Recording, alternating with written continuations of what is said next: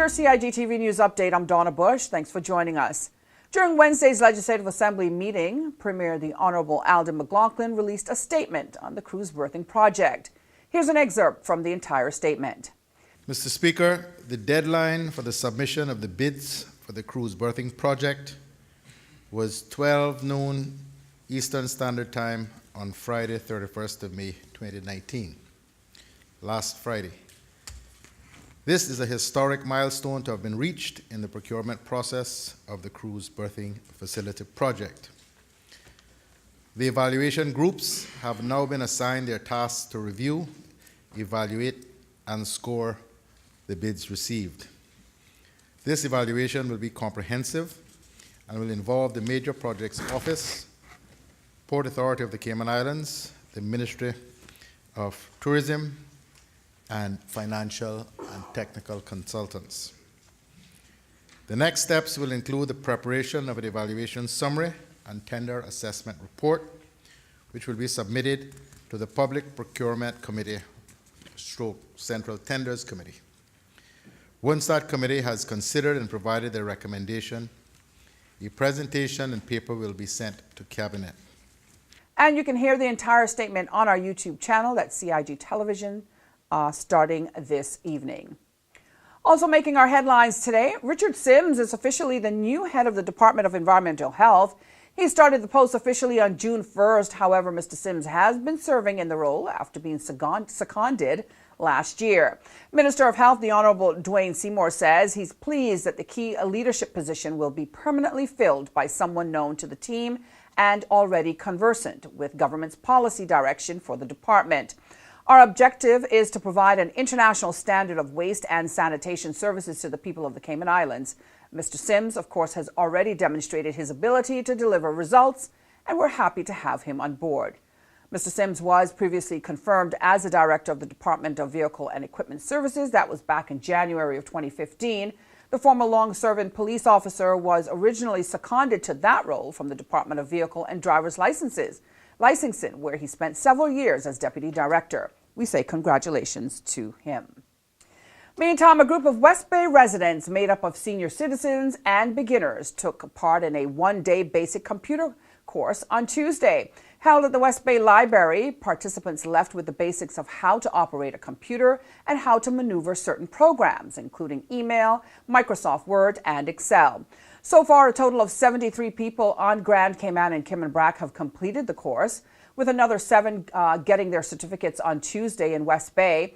This is the 5th free computer basics workshop that the public library has offered since the launch of the workshop series at the Georgetown Library in August of last year. Now, if you'd like to find out more about the basic computer classes, you can call the Public Library Services on 244-6108. That's 244-6108. For a look at our weekly schedule of programs here on CIG Television, you can go online to gis.gov.ky. If you missed today's news update, you can go to the Cayman Islands Government Facebook page as well as the CIG Television YouTube channel. I'm Donna Bush, as always, thanking you for joining me and inviting you back here again tomorrow. Until then, have a safe and wonderful night.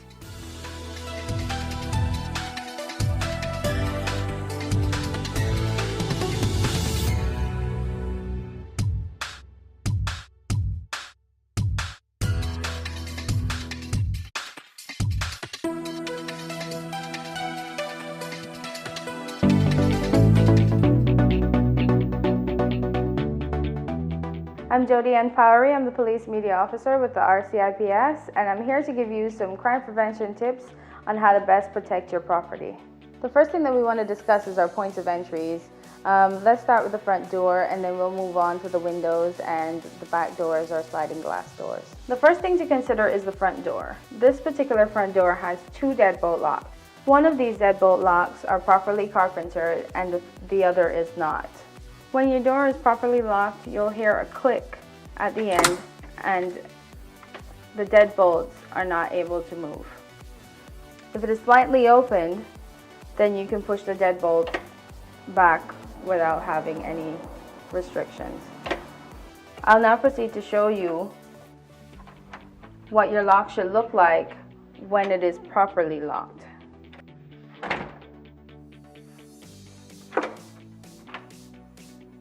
When it comes to your windows, you want to make sure that your window is locked all the way down, because even though the lock is on, if it's not all the way down, it can still be pried. The proper way to lock the window is to make sure that the window goes all the way down to the seal and then you pull across the lock. When you have a sliding glass door at home, you want to make sure that you have secondary locking devices in addition to the lock that comes with the door. One of those can be a simple piece of wood that's jamming the doorway.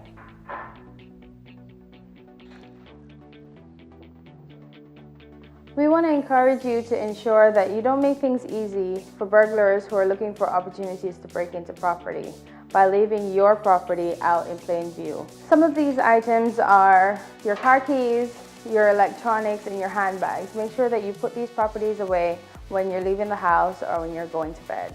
When you're going camping or if you're taking your family on a trip, you want to ensure that your property has some sign of life.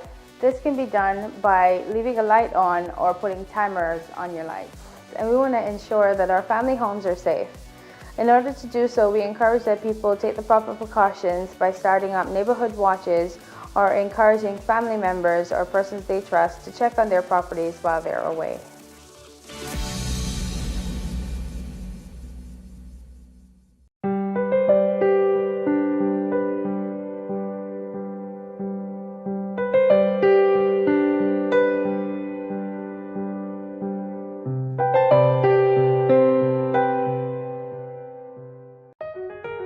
Did you know that planning permission is required for a shed?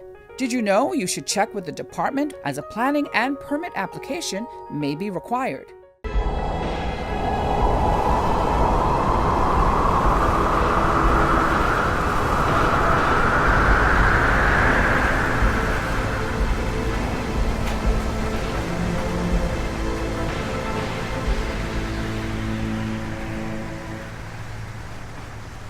Boating, fishing, and water sports in the Cayman Islands are great, but keep a cool head.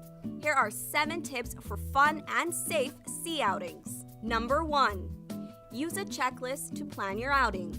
Check the weather forecast, make a float plan, and share it with someone who is remaining on land, stating where you're going, with whom, and when you're expected to return. Visit your nearest marine supply store to get your safety gear. This includes signaling mirrors, whistles, and a flare kit.